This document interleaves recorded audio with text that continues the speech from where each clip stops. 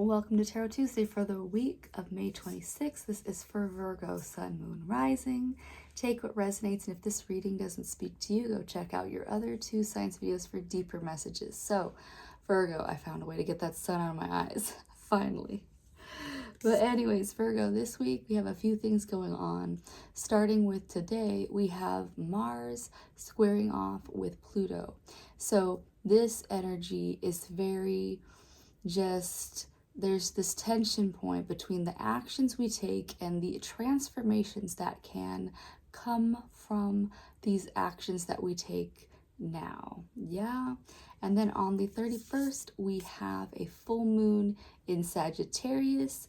Sagittarius is this very knowledge-seeking sign. And so with the energy of Gemini, which is just kind of fast information, this is going to help us catch and focus on what it is that we need to know now.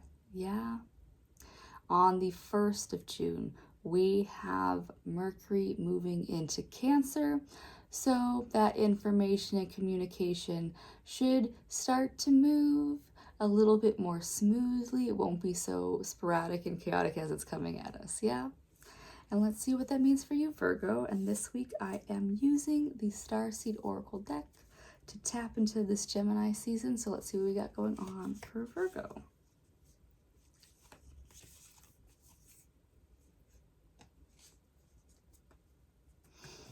Weight of the world, boundaries, let it go. It's not yours to carry.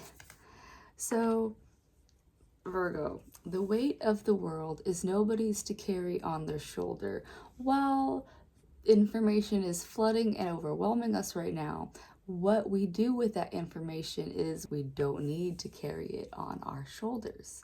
So Virgo, boundaries are, you just having to be as clear and as firm with this is my capacity now, and whatever is not yours to carry, to just, you gotta let it go. You gotta let some things go to open up more space. Star ancestors, hidden secrets, lost wisdom, look a little deeper. Like I said with the Sagittarius energy, is that, there's strong wisdom out there, but right now in Gemini season is kind of coming in from all angles. If you've ever been in a strong windy moment, you know how disorienting it can be. That is the moment. But that archer of Sagittarius with this full moon is really that arrow focus of, no, this is what is actually true for me. And so just be willing to breathe into that of not getting overwhelmed by what's happening around you.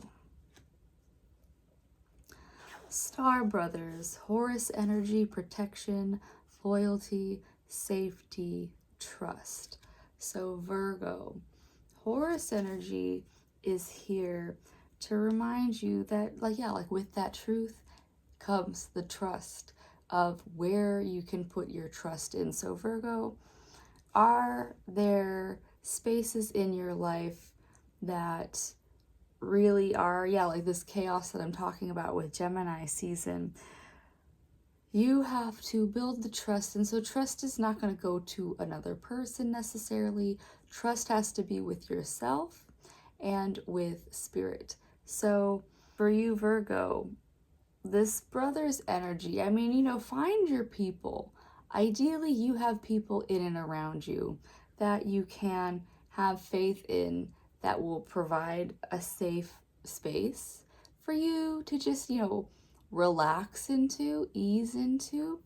But also, you have to be that for yourself. You need to protect yourself so that you can have the room to let go of things that don't support you right now. So Virgo, the best advice for you right now is to just, be honest with yourself, with your boundaries, with your safety.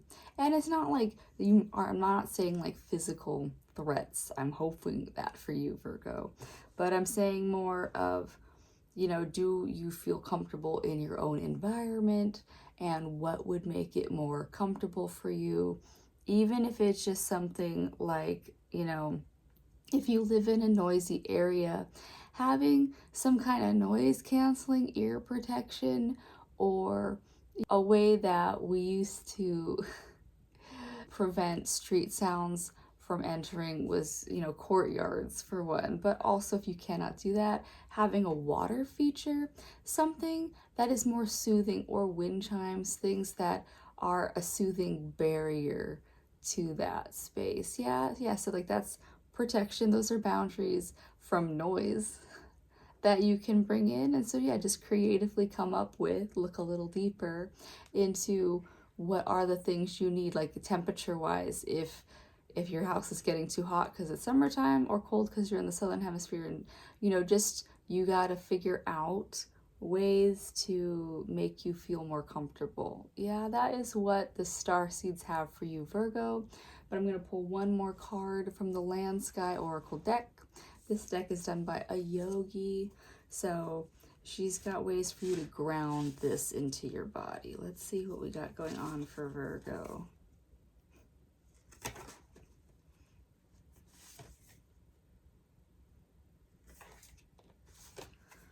Okay.